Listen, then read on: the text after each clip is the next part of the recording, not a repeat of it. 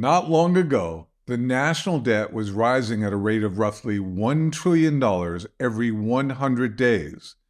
And while that pace has slowed some recently, our national debt is now on the verge of surpassing $35 trillion for the first time in history.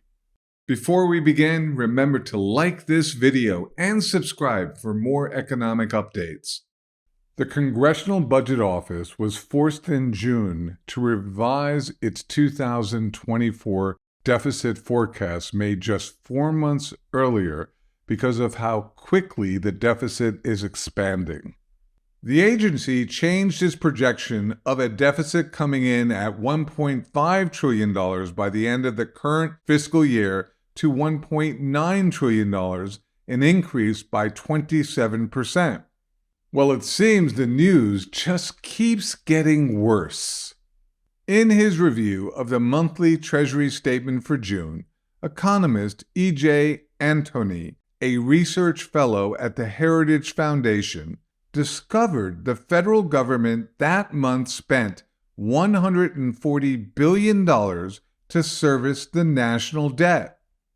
Antony points out that not only is it the first time the government spent that much in a single month to service the debt, but the cost to service proved to be the single biggest line item expense on the June Treasury statement, far bigger than the $63 billion spent on defense and the $87 billion spent by the Department of Education, bigger even than the $129 billion spent by the Social Security Administration.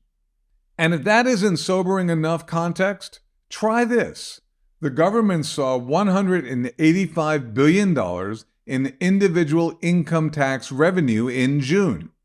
Matched up against the $140 billion in debt interest cost, that means effectively 76% of the taxes paid by American citizens in June went towards servicing the debt. As E.J. Antony himself put it, no roads, schools, military, or hospitals, just interest. Houston, we have a problem. Even Elon Musk weighed in with his displeasure by retweeting this message from X.com. I am glad 76% of the income tax I pay goes directly to important things, like interest on past government incompetence.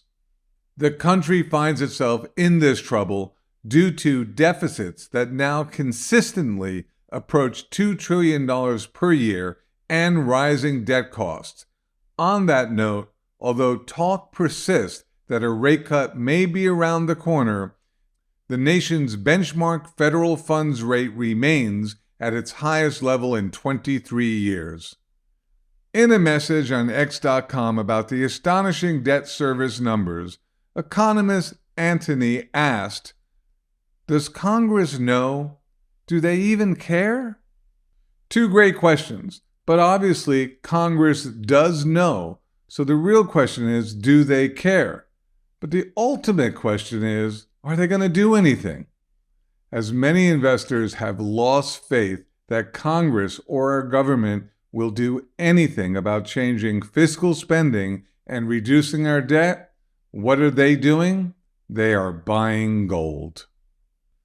Ray Dalio, founder of Bridgewater Associates, the world's largest hedge fund, is just one example. In a recent essay, Dalio said the reason he now owns gold is because it is a good diversifier that's supported by risks of debt defaults and inflation.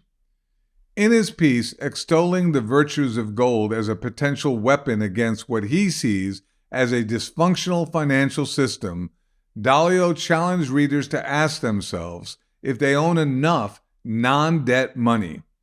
Another well-known hedge fund manager, David Einhorn of Greenlight Capital, recently took a very large position in gold because of what he sees as problems with the overall monetary and fiscal policies of the country. Adding that deficits are ultimately a real problem, Einhorn said he believes stocking up on gold is a way to hedge the risk of something not so good happening. Even at this seemingly late date, policy analysts say there's still time for Congress to do what is necessary to right America's fiscal ship. But if it does not do those things, or does not do them in time, experts say the government could potentially capsize into a sea of debt. If that happens, it could be investors like Dalio and Einhorn who crafted their lifeboats from gold that stand the best chance of weathering the storm.